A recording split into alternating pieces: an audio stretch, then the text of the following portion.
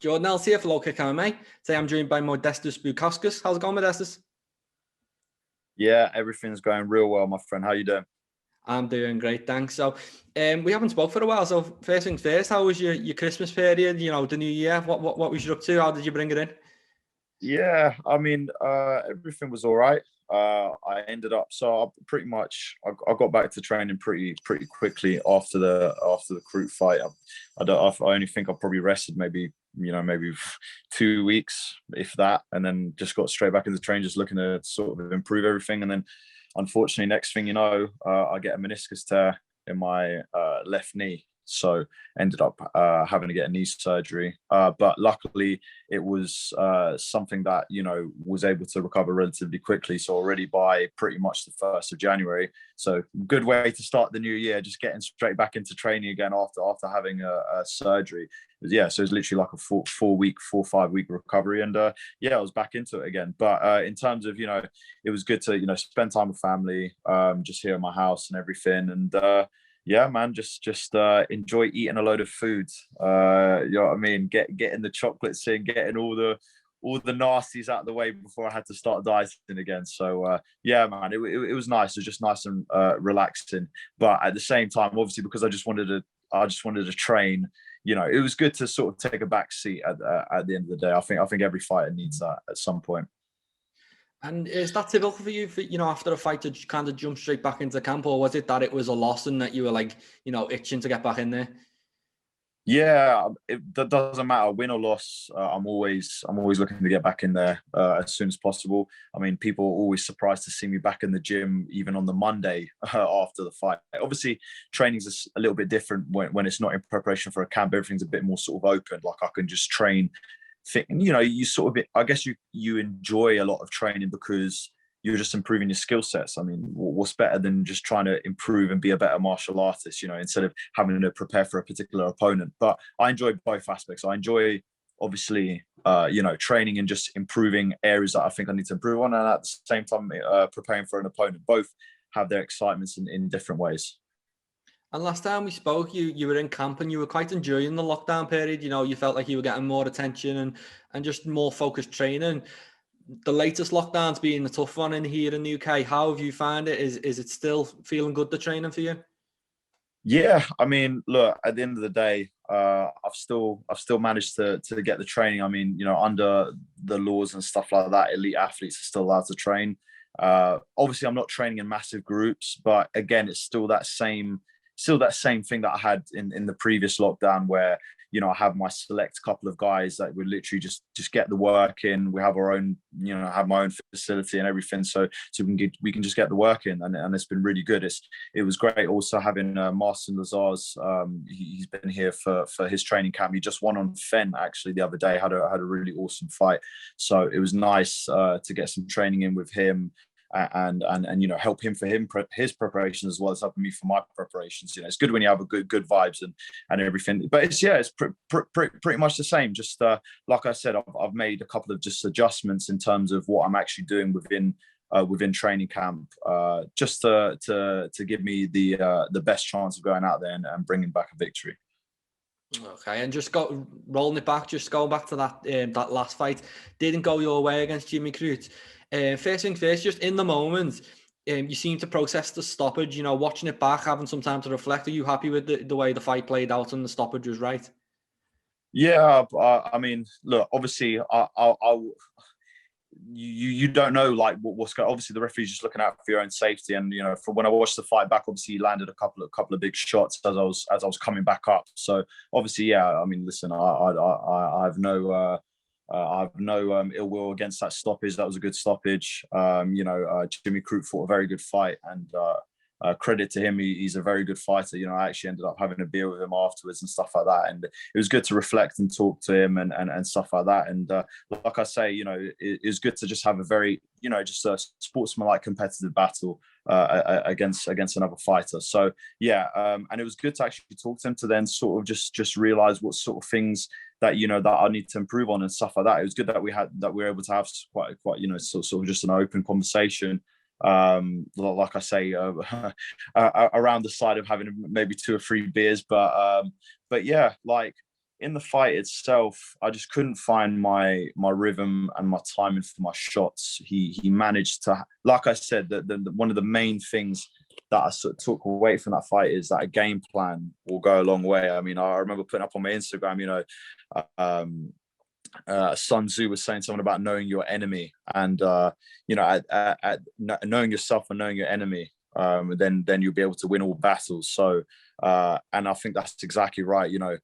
Jimmy Crute basically studied my films and studied the way that I was moving and practiced certain things specific for me, and then that's what eventually brought in the victory. So very, credit to him and his team for bringing out an amazing strategy to overcome me. So skill set wise, this is the thing, I've never had a doubt in my mind that my skill level's there, but in terms of strategy and knowing exactly what to do within a fight against a particular opponent is another big part of the game that you can't dismiss at this level. You can't just say, I'm going to improve my skill set as much as possible in these particular areas. Everything has to be really dialed in. That's what he did, and that's why he came out with the victory. So yeah, I came out of this fight learning a hell of a lot. As painful as it was to take, I learned a hell of a lot, and I'm glad I had this early on in my career, as opposed to, you go off on a four fight winning streak, you become a big star, and the next thing you know, you lose 2 or 3 in a row. So I would rather me lose now than lose later on down the line, and learn my lessons now. And then just going back to that conversation with Jimmy Crute, I know the ale was flowing and things like that, but was he specific with any, like pointing out, your hands are low, or you're doing this wrong or that wrong, or was it just quite general? Yeah, I mean, it was quite a general chat, but yeah, I mean, he said that he was working to want to take me down, and when I stopped his initial takedown, he didn't want to go for the takedown again. He said that my defense was good, so everything that I'd been working on in camp worked really well. So again, it was nice for him to say that, because at the end of the day, the training didn't go to waste. Like, all the stuff that I'd been working on did actually work in the fight, even though there was only one takedown defense, but that was enough for me to at least shift the plane from having a grappling fight with him.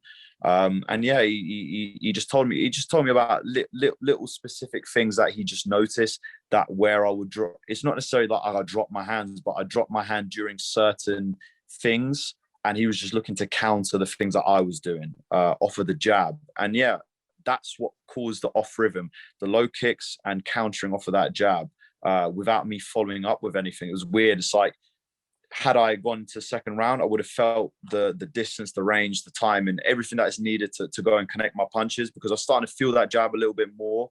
I just need to figure out how to set it up, and I didn't do it quick enough. He just had the upper hand on me, and like I say, fair play to him. He delivered when I basically made my faults. So it showed another thing, that you can't start slow in fights. You can't work your way in. If a guy's coming out and pressing forward straight away, you got to go in there and impose your will straight away. Otherwise, you will get countered, and you will get the mistakes that you make will get capitalized. And I've been known to be a slow starter, so obviously he took advantage of that. But look, man, I'm already, just from me talking to you, you could probably tell, like, I've learned a hell of a lot, and obviously that's what I've been working on. Straight away, got back in the gym, and trust me, we eradicated all those mistakes. It's good to hear. And on to the next one then. So it's Michał Oleksiejczuk, and that is at UFC 260. Talking to me about the opponents, you sounds like your game planning are you studying them, engineering a plan specifically for this opponent? Yeah, 100%. And obviously, by no means do I mean that, you follow a specific game plan, that things don't change. Obviously, things in a fight, the guy can improve. Like, a lot of people thought that they could just take me down, and the next thing you know, I was just getting back up and beating them in later rounds. So, I understand that there can be improvements made, but we have a specific foundation of the game plan to where we can work off from that. So yes, everything's a lot more strategized, a lot more serious. My coaches are now looking much more closely into my sparring and telling me things that I need to do, things that aren't working, things that I do need to do more of, things I'm doing wrong. So everything has been very specific, very, very specific to this opponent. But we're also trying to highlight my strengths And we've also added a couple of strengths, especially in the sparring aspect of being able to make yourself a whole rounded athlete. That's what I feel I'm definitely becoming, not only during this camp, but for any other opponent I'm going to face in the future. I'm going to have a whole lot more dangers to throw at these people. And Oleksiejczuk as an opponent himself, he's obviously very dangerous. He's a very good opponent. Obviously coming off of 2 losses. One being against Jimmy Crute. He's got a very powerful backhand. A lot of people talk about his boxing. I think people underestimate how good my striking is coming off of my last performance, but I can assure you that they are going to see a whole new level of striking that they've not even seen before. So I can't wait to bring that out. But yeah, his boxing is very good. He moves forward. He's very aggressive. Doesn't really go for takedowns too much. However, that may change. Obviously, we're going to be prepared for that.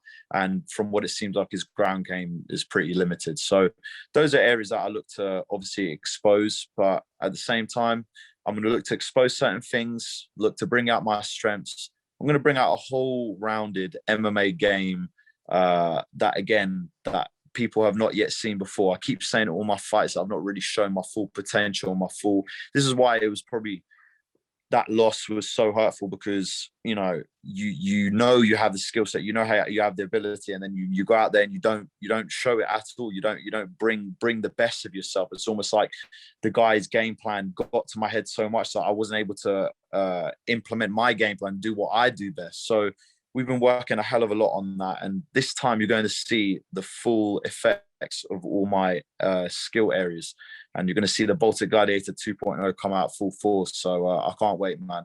Like I say, this is very exciting for me.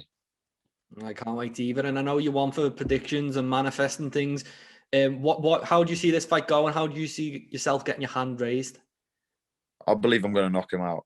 At the end of the day, I'm in here to get bonuses. I'm in here to put on spectacular fights. I'm looking in there to go in there and like really get into a bit of a battle and then land some big shots. So it doesn't matter which round it's going to be, but I feel I'm going to KO him.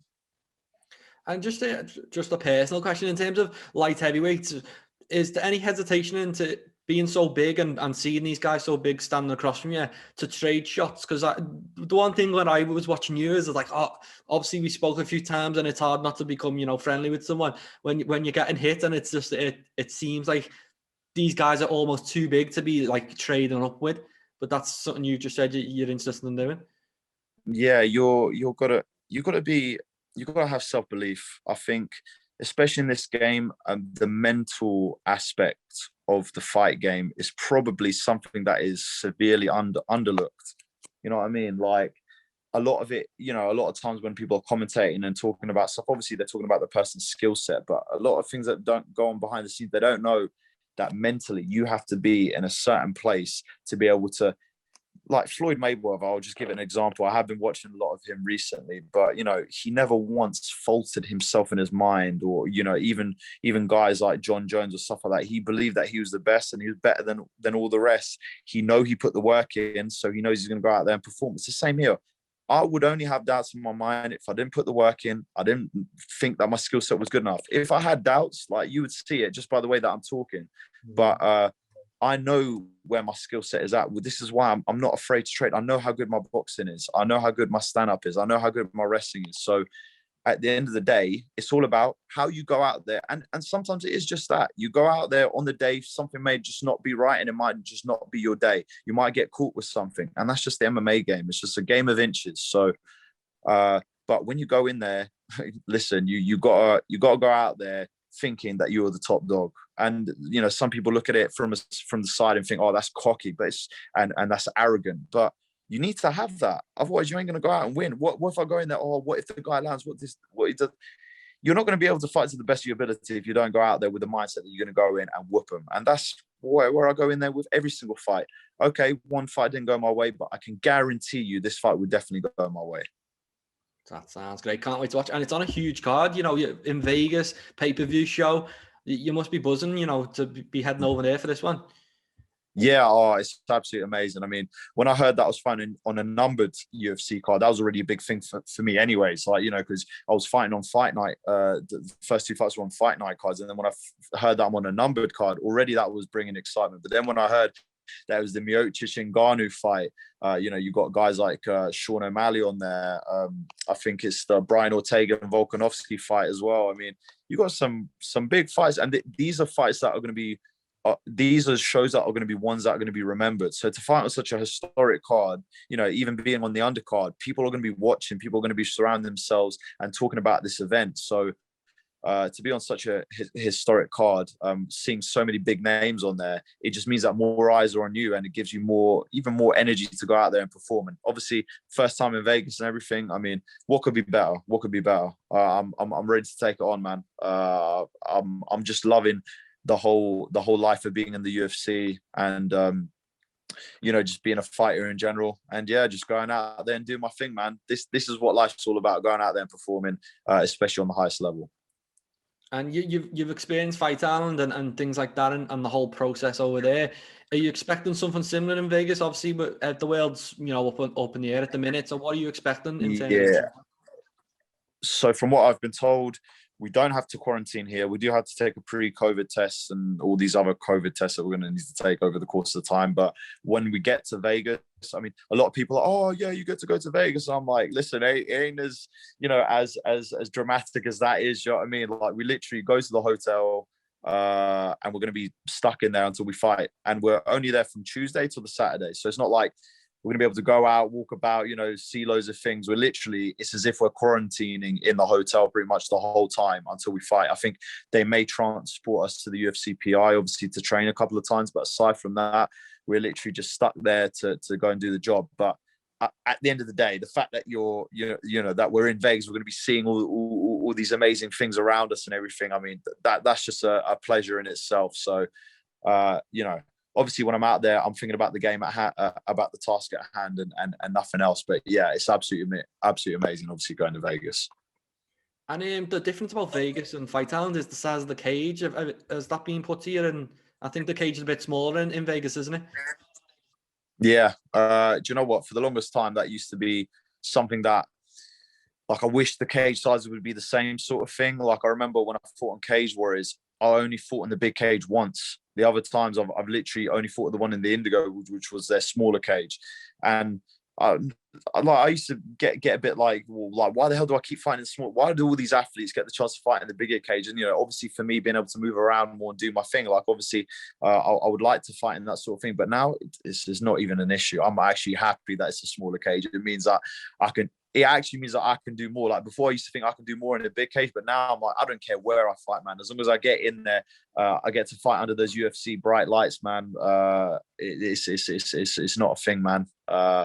Honestly, it means that I can actually just do more. There'll be less space for people to get out of the way of things. So yeah, and at the Apex, I mean, even just that building itself, like, it's exciting, man. It's an exciting time. And obviously we've got some good big fights coming up. First one I want to ask you about is the light heavyweight belt on the line at UFC 259. Who you picking, Blachowicz against Adesanya? How do you see that going? I will never ever choose against my European man, Jan Blachowicz. Got to go for the guys in Europe, man. And the thing is, like, it's going to be a very interesting fight. I think there's going to be threats that are posed to Israel, and obviously vice versa. Those, I think, is going to be interesting, because it's going to be interesting to see how tactically they're going to play the fight, because Jan is very good on the ground. He can go and get the takedown. He's going to be the bigger man on the day. Israel is very good at movement, setting up fakes. So, and he's got a very slick striking style, and he's good at defending takedowns. So, but then again, you know, Jan's got very powerful hands. So that's why it's going to be interesting to see. But of course, if you're going to ask me who I think will win, come on, man, we've got to go for Jan. And as well, you know, being the after having such a crazy ride in the light heavyweight division, he's going to make a statement for himself. We can't let the guy coming up from middleweight go and beat the light heavyweight guy. So yeah, I'm gonna go for Jan on this one. And what do you make of it? You know, Adesanya's kind of made a point of saying, I'm not going to bulk up. John Jones has made a point of going away, lifting weights to get up to heavyweight. Adesanya's saying, I'm just going to pop up, win this belt, then pop back down. What do you make of that? Yeah, well, I mean, Adesanya is obviously used to fighting guys that are bigger than him anyways in kickboxing. Obviously, when you add wrestling and jiu-jitsu in there, it becomes a bit of a different story, especially the lactate. But listen, these guys are going to be training for all of that. So, you know, Israel probably trains with heavy guys anyways. I believe he does have a couple of light heavyweights even in his camp anyways. When you're like sort of that in between, you're going to be fighting against guys who are a bit heavier. Whereas adversely, I'm going to be sparring against some guys. Someone's going to be a bit smaller than me. But yeah, you're in when you're in training camp, you're going to be finding loads of different bodies, loads of different styles and stuff like that. So, you know, Adesanya is going to be prepared for any body type. When you're constantly moving around different types of body weights and sparring against different styles, you're instantly going to be able to get used to that. So, I mean, I think weight will play an advantage just in the grappling areas where it will be a bit more of a strain. But realistically, you know, a fist fight is a fist fight. So it doesn't matter what sort of weight you're bringing, still the same punch could connect on your chin and anyone will go down from that. So definitely. Can't wait for that one. And just finally, before I let you go, we're asking everyone what they think of Jake Paul against Ben Askren and how they think the fight's going to go. So first off, what you make of these type of fights? Oh my Lord. I mean, all the stuff that Jake has done in social media. There's one thing, like before I used to hate that. I used to think, what the hell are these guys doing? And still there's certain aspects and certain things that he's putting in the media that I'm just like, you cringe at it, and at the same time you get really angry at it. You really wish someone would just whoop his ass. You know, I mean, Ben Askren, I wouldn't say that's probably the best opponent in terms of striking. But you know, as soon as he goes and beat that guy, you know, if it would go that way, he would think, oh yeah, well I can beat a top level MMA fighter. So it's annoying that these guys who are just on YouTube are going in there earning millions and we're earning peanuts in comparison to them. It's like, what the hell? Like, how are these guys going in? But from the flip side of it, it's because he sells.